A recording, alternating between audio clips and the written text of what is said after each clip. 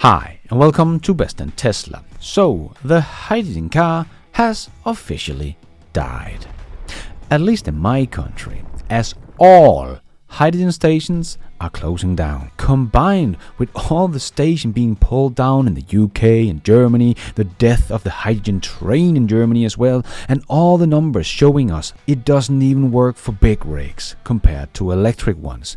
And the humongous cost of making hydrogen and the stations and the vehicles and the hidden thread that hydrogen holds in its role in global warming. It is no wonder that the sales of hydrogen cars in my country can be counted on my two hands. Hydrogen has become the biggest joke in our transportation history. So let's check it all out and let's dive right in.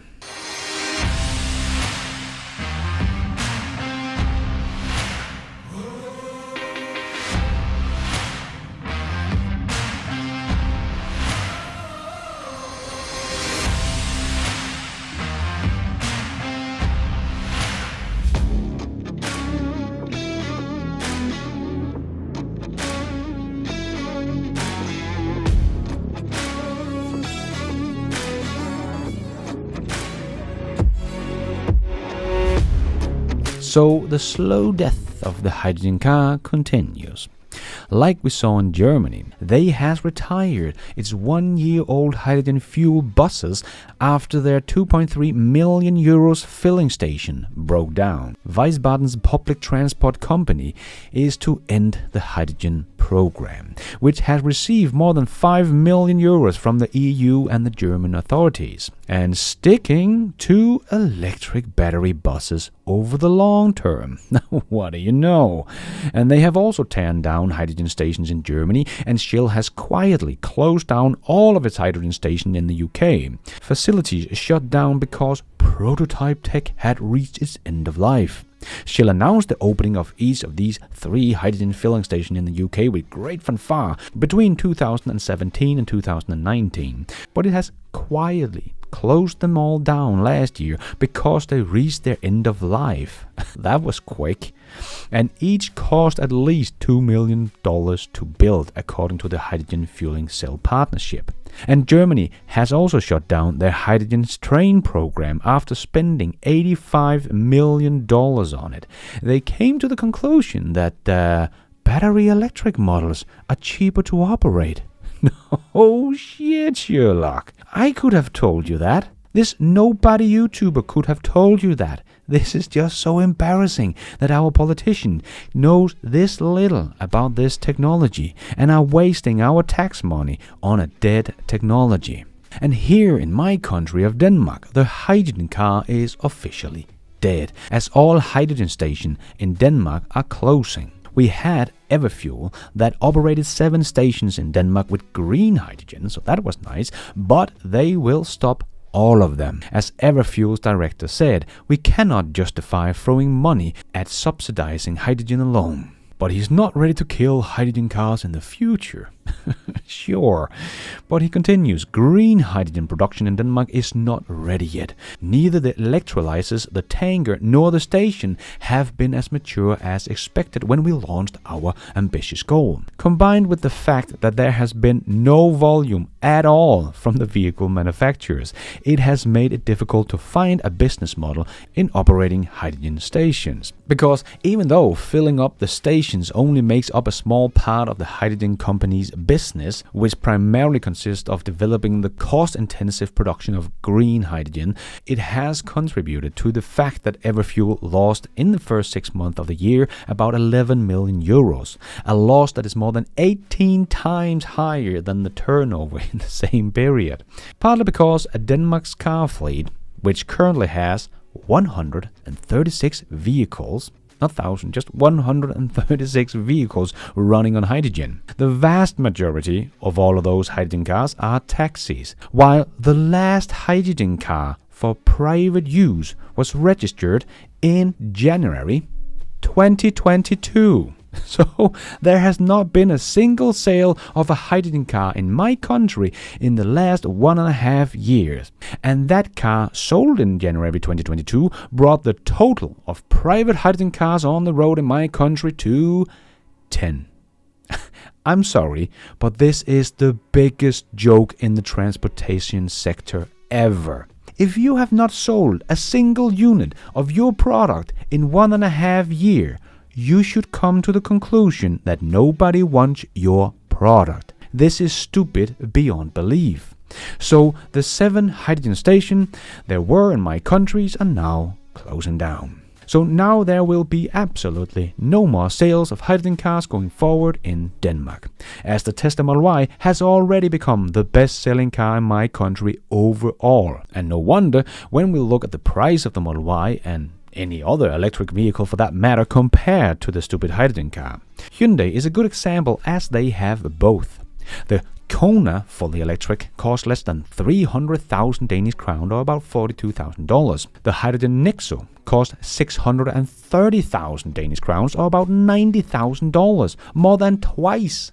You can even take their best and newest electric offering, the great Ioniq 6, which many reviewers are very happy with, that has a starting price of 375,000 Danish crowns or $53,000. So the Nexo is almost $38,000 more expensive than the Ioniq 6. No wonder there are only 10 people stupid enough to buy a hydrogen car in my country. The Toyota Mirai also cost just short of $90,000. And when you have to fill them up, the stupidity just continues. The hydrogen tank in a Toyota Mirai can hold 5.6 kilos of hydrogen. And at the Everfuel station that is just next to my house, the price of hydrogen is, or was, about $14 per kilo. This means that it costs about 560 Danish crowns to fill up the hydrogen tank. That is just about the equivalent of $80. And a full tank on the Mirai gives you a range of 650 kilometers. Where you can fill up the brand spanking new Model 3 refreshed for about $26 at the Tesla superchargers in my country. Or you can do as I do and just fill it up at home during the night when the electricity is cheap. And then I only pay about $8.5 to fill up the Model 3 from 0 to 100, and that is not a saturation. Some days, like today, as of writing this, I could fill up my Tesla Model 3 from 0 to 100 for less than $3. Some days, when the wind is blowing pretty hard, I even get paid to fill up my Teslas. And the refreshed Model 3 gives you about 678 kilometers of range, so even more than the Mirai on range. So as I normally say, yes, it costs about 3 times more to fill up your hydrogen car than your BEV, but if you charge at home during the night, the EV is suddenly 9 to 10 times cheaper to fill up. And the hydrogen car, you can't even fill it up at home. You have to go to the filling station. Just very inconvenient, especially with these few options out there. Who wants that? And in my country, I guess nobody. Going to a filling station in all kind of weather. Yuck. And we also hear about EVs not taking off in developing countries. Well, that's not really true. They already have, even before the truly affordable ones comes to market. In India and Indonesia, the electric vehicle sales more than tripled last year and more than doubled in Thailand, and the electrification of the two-wheeler and the three-wheelers is already underway. And in Africa, they have thousands of electric motorbike taxis. But we need hydrogen for the big transportation like buses and trucks. No, we don't. The cost, the math, and the physics does not change just because the vehicle becomes larger. The Tesla semi-truck is showing it off right now at the event Run for Less that Tesla has an electric truck that are beating even the best hydrogen truck on the market, and the cost savings are out of this world. As I just showed with the Mirai and the Tesla Model 3 does not change because the vehicles become bigger, the cost savings just becomes bigger. The cost will make sure that this hydrogen car will never take off, and is the reason why it has never taken off in my country or anywhere else in the world for that matter. It has even gone down 75% in Japan in the first 6 months of the year. In Japan, the home of the hydrogen car. Yeah, just the cost alone has also made sure that we no longer have any hydrogen station working in my country. And we do have plenty of electric buses here in Europe, and China has long been showing us that the electric buses is the way to go. By the end of the year of 2020, there was around 466,000 new energy buses in China, of which 378,700 buses were battery electric buses, accounting for 66% and 53.8% of the total number of buses. So there are more battery electric buses than ICE buses in China, and you can easily see just how much better their performance has become over just a 5-year span, and it's only getting better and better. By 2019, battery electric buses accounted for 89% of newly procured buses, whereby lithium iron phosphate batteries are dominating, which does not use any cobalt if you're wondering, and the performance of the battery electric buses has steadily improved from 2015 to 2019 in terms of range, battery capacity, and battery energy density. Back in 2019, these three performance indicators increased by more than 47% compared to 2015. 89% of all buses procured in 2019 was BEVs. Only 1% was hydrogen. So no, it doesn't even make sense for big rigs. China has already shown us that. They have already lost there as well. Wonder how long it will take for the politicians and companies in the industry to realize that as well. They have wasted billions of dollars on hydrogen vehicles over the last 30 years, and they have gone nowhere and are starting to go backwards. But I do hope that Everfuel will continue to make green hydrogen, as we do need it. Not as a fuel, but as a chemical, because hydrogen is a part of the problem, not the solution. We do make about 120 million tons of hydrogen every single year, but more than 99% of that is grey hydrogen, so made from fossil fuel with no carbon capture. And we do need hydrogen for fertilizer and the metal industry, so we need to make all of that hydrogen green. That should be our focus, to get enough green hydrogen to support those industries, not wasting it on 10 hydrogen cars on the road.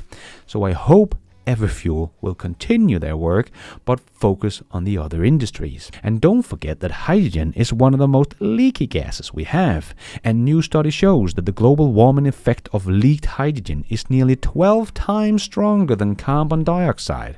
That's right, 12 times.